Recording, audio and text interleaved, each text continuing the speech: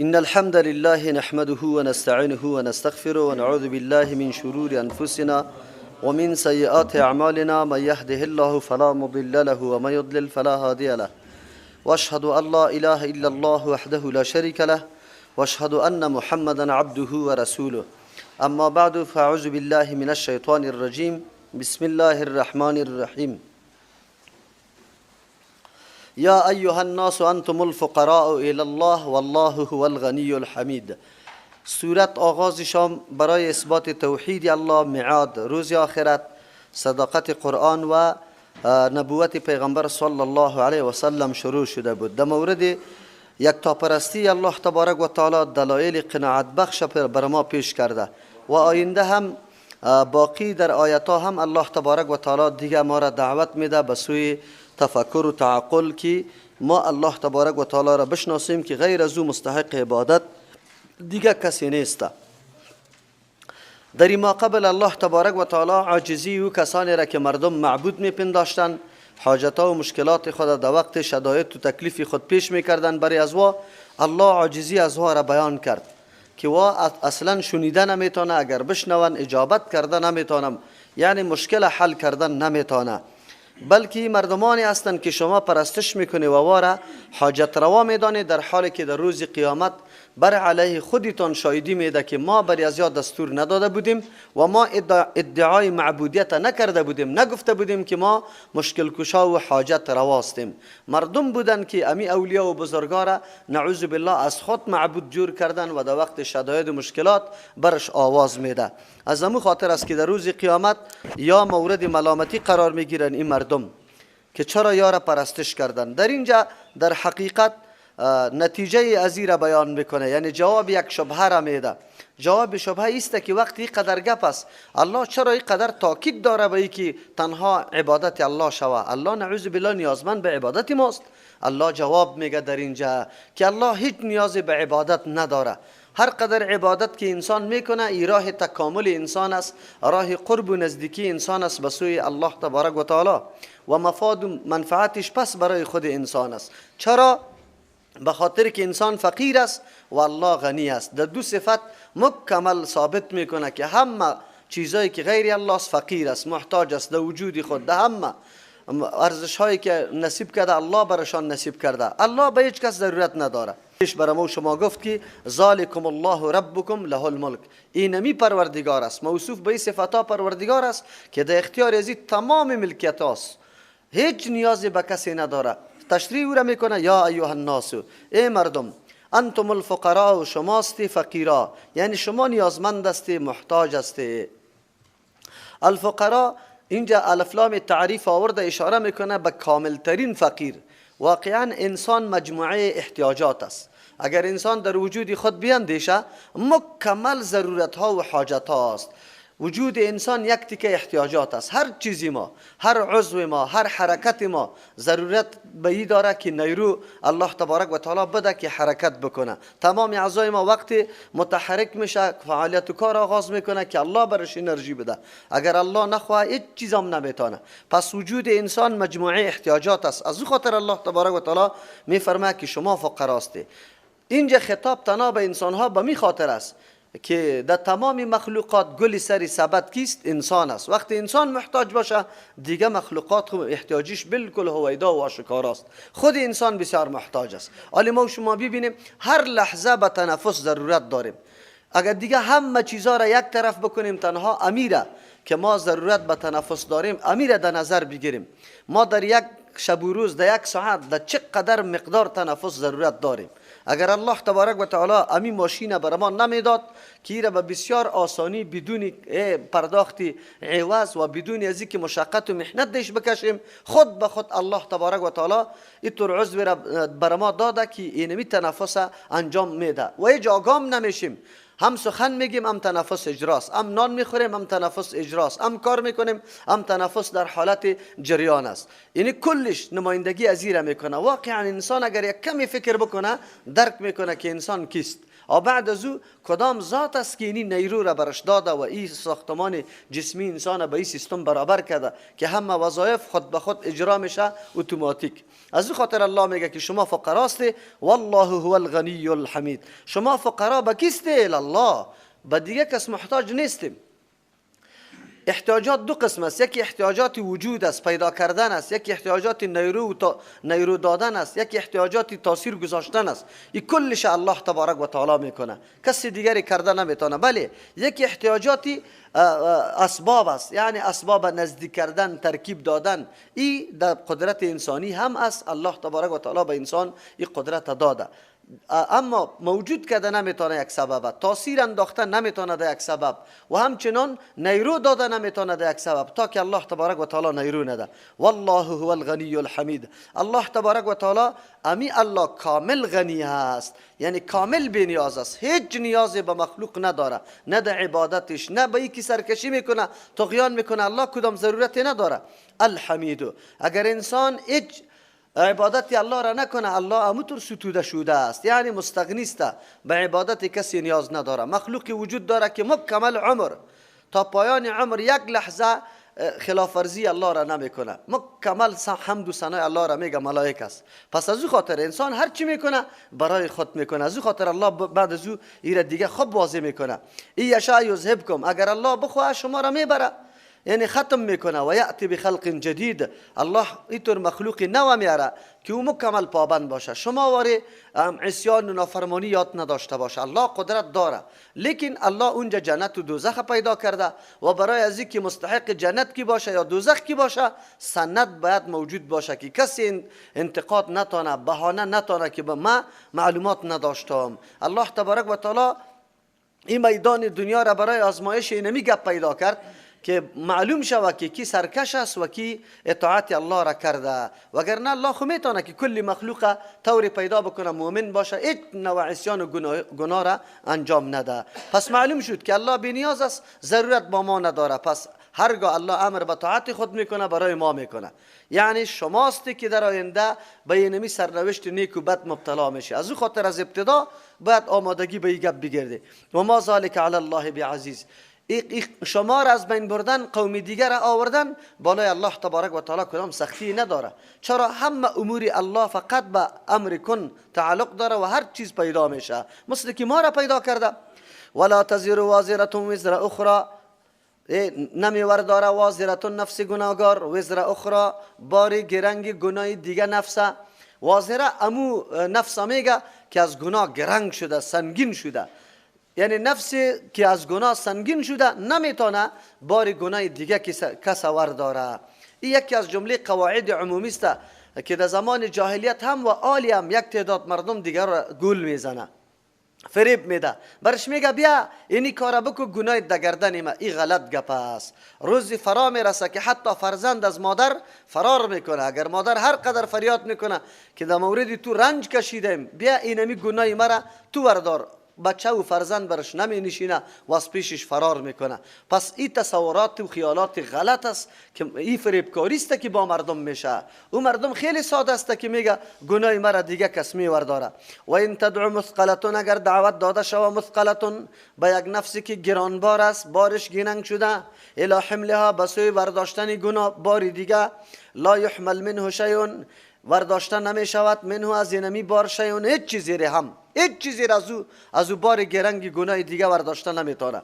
ولو کان ذا قربا، اگرچه خیلی صاحب رشته قریب باشه، خیلی کسانی باشه که رابطه و علاقه قوی قطعی تو داره در دنیا، از تو پشتیبانی میکنه، سری خود در سری تو میده، اما روز فرا برسه در دنیاست. در آخرت عذاب آنقدر شدید و سخت است که باز نه پدر در یاد آدم میاد، نه اولاد، نه مادر، هیچ کدامش، نه خواهر، نه برادر. میاد یوم یفر المرء من اخیه و امه و ابیه و صاحبتی و بنیه، هیچ کسی باقی نمیمانه، فرار است.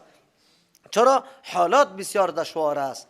الله تبارک و تعالی پیغمبر علیه السلام آل تسلی میده، انما تنذر الذين يخشون ربهم، یقینا تو بیم میدی، یعنی بیم دادنی تو تاثیر داره در مورد او کسانی که الذین یخشون ربهم، و کسانی که خشیت از پروردگار داره. ترسی که مملو از عظمت و بزرگی الله در قلب است. در قلبت عظمت و بزرگی الله پیدا شود و بعد از او ترس بکنی که من مسئولیت خود ادا نمیکنم، او را به نام خشیت یاد میکنه. اینی طور مردم ها انذار یا بیم دادن برش مؤثر واقع میشه. یخشون ربهم بالغیب، یکی میترسند از پروردگار خود بالغیب، در حالت پنهان.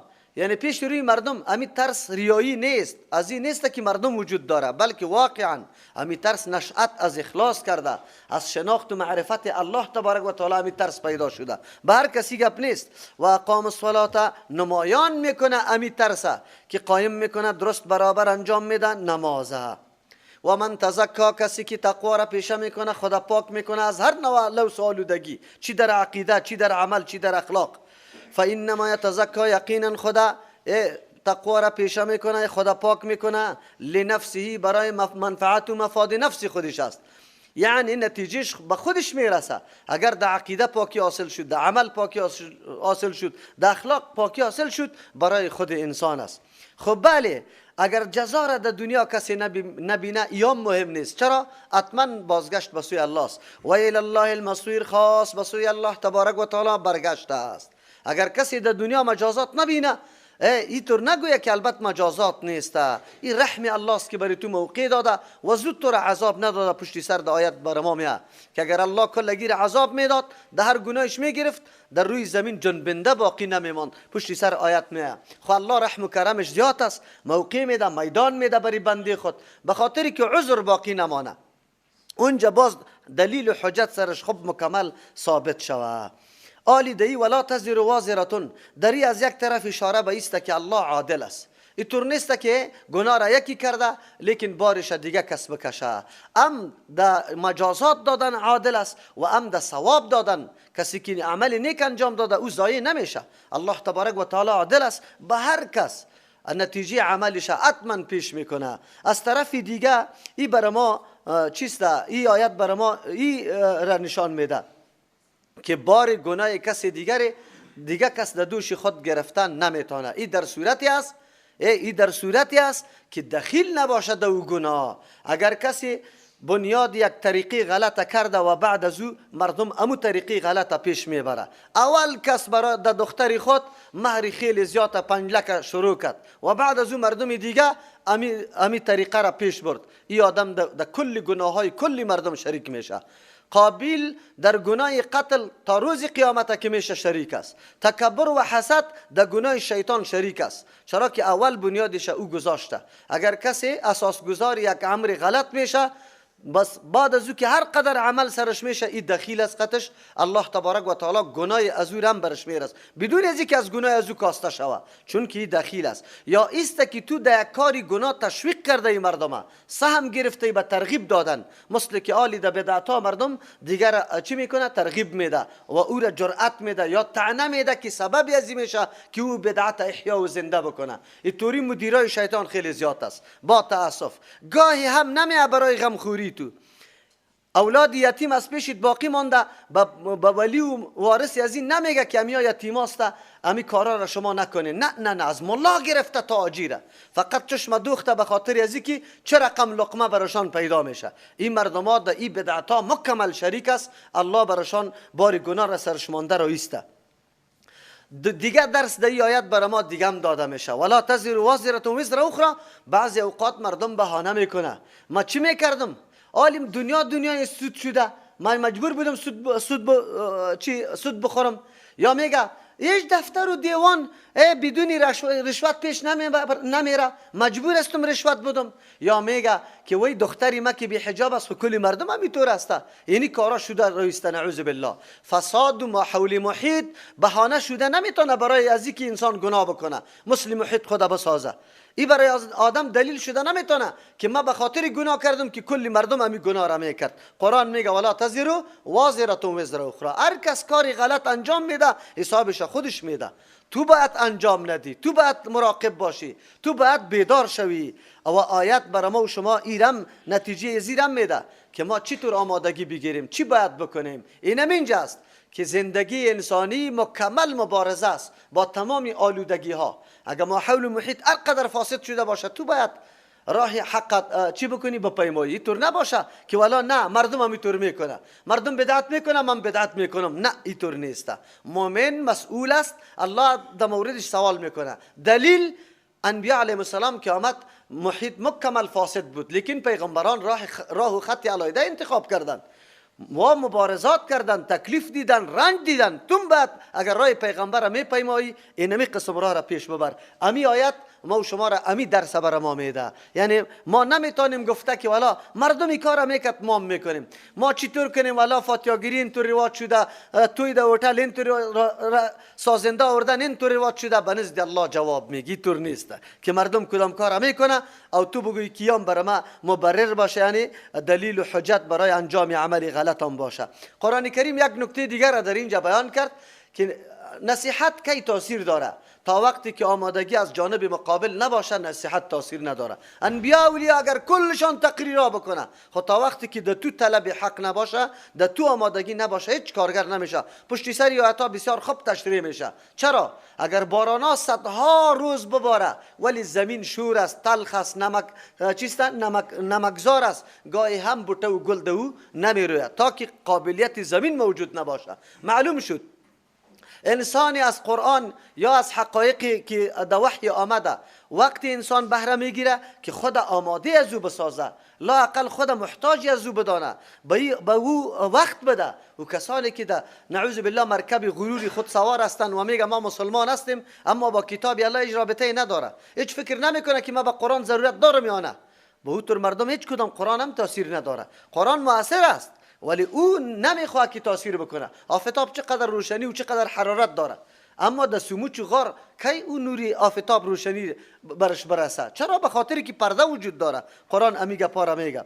خود جمله ای که کسایی که خشیت در قلب خود داره، یعنی کسی که الله را میشناسه، عظمت الله را، و بعد از او ترس ادای مسئولیت میکنه، این مردم ها بسیار سرش تاثیر داره. انذار و اقام الصلاه، نشانش این است که نماز درست انجام میده.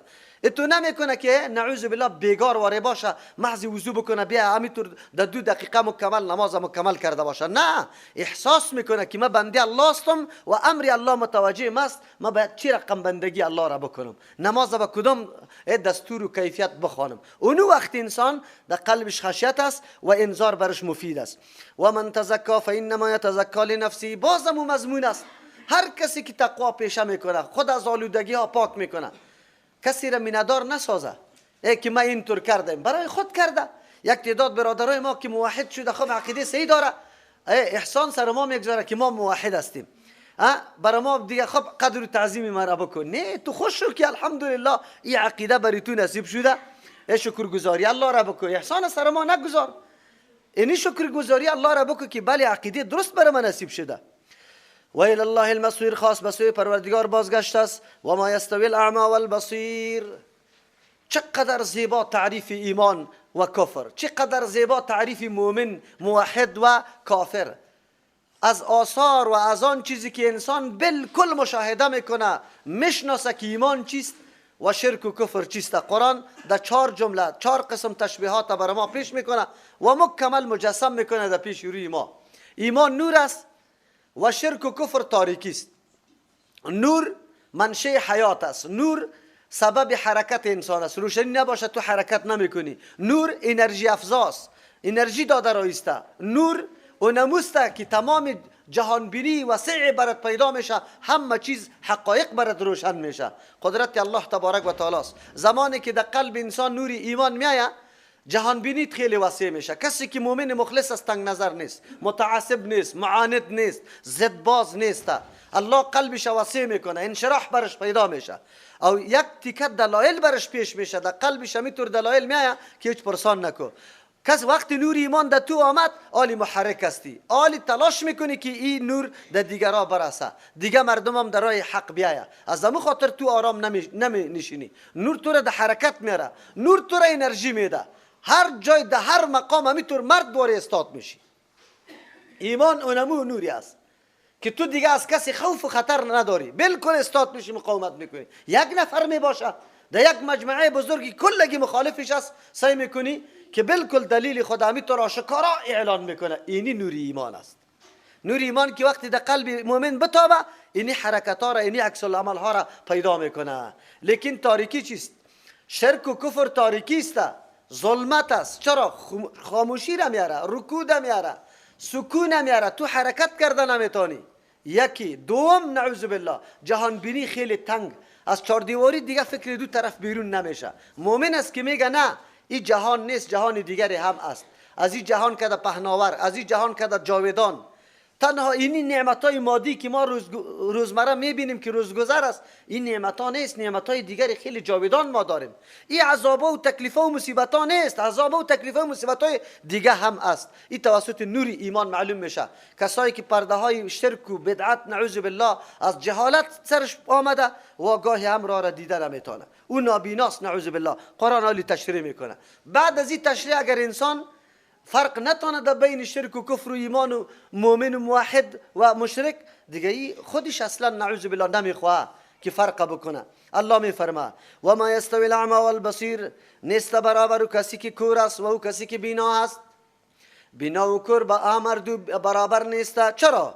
بینا وقتی که میروه راه برش معلوم است، جایی که خلل است، جایی که ضرر است، جایی که خار است، جایی که گل است، هزار چیز خود نگاه میکنه. مؤمن امیر میگه دنیا محل اینمی آلودگی هاست. مؤمن است که کالای خود جمع کرده رایسته که خار در کالایش نخله. مؤمن است که کالای خود جمع میکنه که آلوده نشوه به گناه ها. حرکتش محتاطانه است، منظم است، سنجیده است و به نور بصیرت حرکت میکنه. ایره مردم مؤمن میگه. ولی ای به مثل بیناست، لیکن کافر به مثل نابیناست. قطعی عصا و چوبی خود تق تق کرده رایست، به الله معلوم که کدام طرف میره. یک روز در چاه همونطور میغلطه. کسی که راه شرک و کفر در بر میگیره، در پیش خود میگیره، او در حقیقت نابیناست. حقایق برش واضح نشده، هیچ خود نشناخته که من کیستم. مشرک همونطور است، مسئولیت خود نمیشناسه، مسیر خود نمیشناسه، نمیفهمه از کجا آمدم، کجا رفته نیستم، چی به درد میخوره. این گپا را نمیدانه. فرق است بین مؤمن و کافر. یعنی ای آیت بر ما ایرم درس داد که اگر آلودگی ها را کافر میکنه، گناه را گله از پیشش نکنه، نابیناست. نه وعظ و نصیحت قرآن نمیشنوه، نه برش گوش گرفته و نه سرش تاثیر کرده. تو خود مؤمن هستی؟ از توی تو آلودگی ها باید چی در وجود در عمل پیاده نشوه. چرا؟ تو خود مؤمن هستی، تو خود بصیرت داری، ایمان در قلبت است، قرآن برات رهبر است، راه ها را برات نشان میده. تو چرا گناه میکنی؟ تو چرا در جرایم غرق میکنی خدا؟ اگر مؤمن هستی باید همینطور صفت داشته باشی. فرق است دیگه. ولا الظلمات ولا النور، نیست برابر تاریکی ها و نور روشنی. ظلمات جمع آورده. شرک، کفر، بدعت، تاریکی ها خیلی زیاد است. راه های تاریک آن قدر است که پرسان نکن. امروز دعوت های گمراه کن به اندازه است که آدم شمار کرده نمیتونه. اما نور یکی است، روشنی یکی است. ایمان به الله و دعوت رسول الله را پذیرفتن، این میسته. فقط که دعوت رسول الله در حقیقت تشریح می نور میکنه. ولا الظل ولا الحرور، نیست برابر سایه که خیلی راحت بخش باشه، آسایش بده به بدن. ولا الحرور، نیست برابر باد تند و سوزان. حرور میگه باد گرم و سوزانه. چرا؟ او آدم هلاک میسازه، تشنه میسازه، در رنج و تکلیف واقع میکنه. قرآن اشاره میکنه که ایمان به مثل سایه راحت چیست؟ افزاست. لیکن کفر و شرک نعوذ بالله به مثل باد سوزان است، می سوزانه آدم، نمیمانه، آخر پژمرده میکنه. واقعا همینطور است. سرنوشت زندگی کفار در اضطراب و پریشانی است، ولو که نعمتهای مادی برشان خیلی زیاد باشه، اما امر معنوی را گم کردن.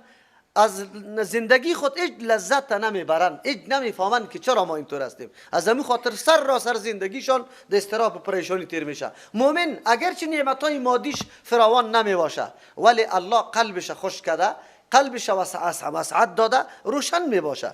و ما یستوی الاحیاء ولا الاموات، نیست برابر زنده و مرده ها. زنده ها مؤمن است.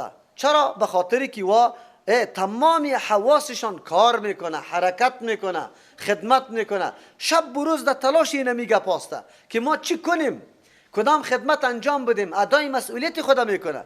ولا الاموات، نیست برابر مرده ها که کفار هستند. کفار خامد است، اعضایش کار نمیکنه و تلاش زیر داره که حق دیگران را بخورن. ان الله یسمع من یشاء، یقینا الله میشنوانه کسی را یشاء که بخواه. یعنی شنواندن ایمانا الله توفیق میده که از او وسایلی که به کسی داده از او فایده بگیره. این کار الله است.